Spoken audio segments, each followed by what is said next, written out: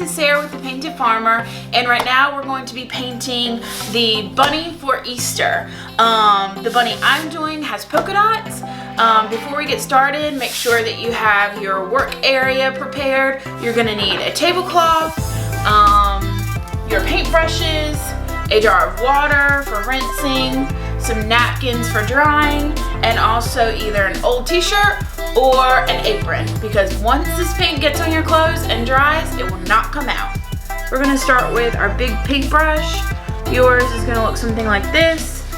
I'm gonna use a bigger one just for the sake of time. The bunnies that you will get in your paint party kits are already gonna have your polka dots there for you. But to make this easy, we're gonna paint over the polka dots. We're gonna paint very thin so that you can see the pencil marks through the paint.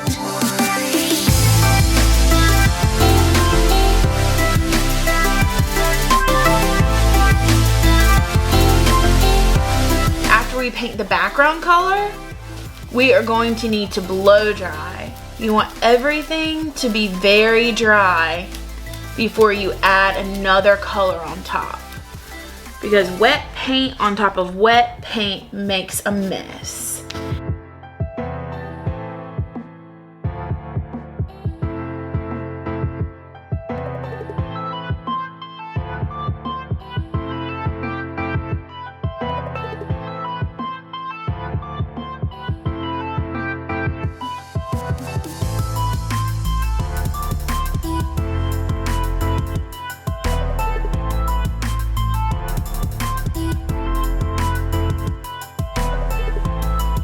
Okay, now that we have the rest of the bunny painted, we are going to blow dry again.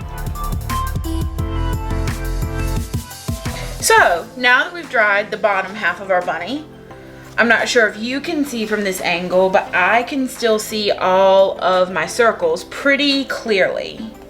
But just in case, to help guide us, we are going to trace over them again.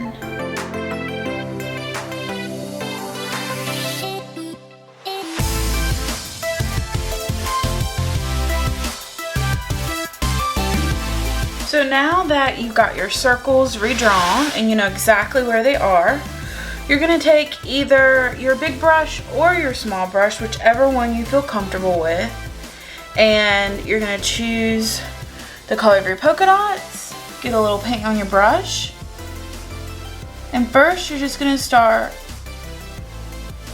going carefully along the outside edge.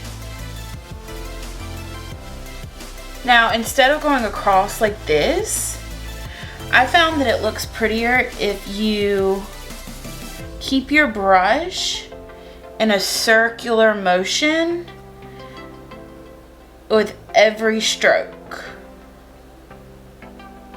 So with the half circles, it's kind of like making a moon shape or a rainbow shape over and over until you get to the middle. You can paint the edges if you want. A lot of times I just leave mine blank. That's up to you. Sometimes you'll drip on the edges when you do your half circles, so you can just blend that color in. So when you're doing a whole circle, you're gonna do the same thing. You're gonna start at the outer edge first and go all the way around. I think the slower you go, usually the better you can make your circle. And really, just use this part of your hand to rest, and it really helps anchor and guide you as you paint. Now, as you move around, be sure not to get your arm in this wet paint. Okay, so now that we've done the outer edge, we're just gonna go around in a circle like this, over and over, until we reach the center. And if it's hard for you to make these circular motions all the way around with your brush, because you do kind of have to twirl your fingers a certain way, you can always do half a moon and then another half of a moon like that, and that's very easy. Or half of a rainbow and the other half of the rainbow.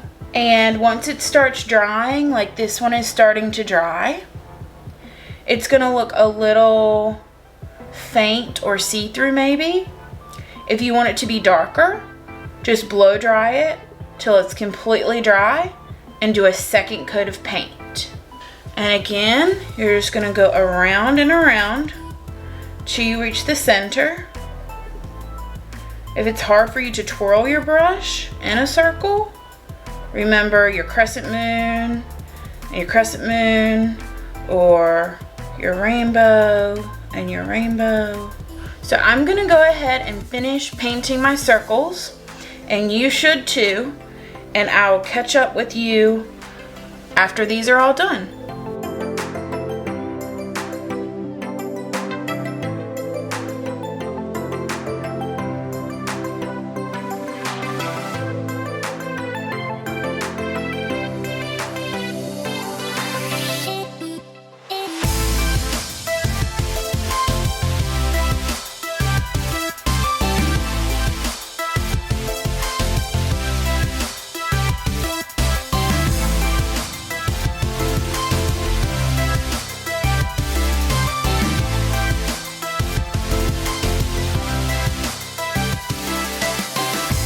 So once your polka dots are done and your bunny is completely dry, if you want to, you could add accent lines. So you're going to take your small brush and you're just going to do little wispy lines like that. Doesn't have to be anything perfect or special or planned. It can just be kind of fun, like just flick your wrist and whatever comes out will probably look good. Just don't overthink this part. You could even add little accents inside your polka dots just to give it more of a three-dimensional look. You can make them as thick or as thin as you want, but again, don't overthink this part. You could write your name in whatever color you would like. It's pretty easy.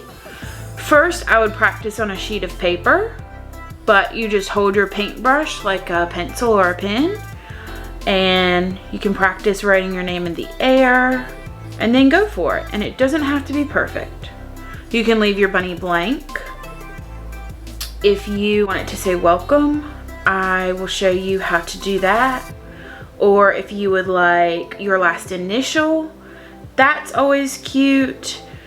If you want your bunny to say welcome, 99% of this is not skill, it's just confidence. If it doesn't come out great the first time, you can always go over it.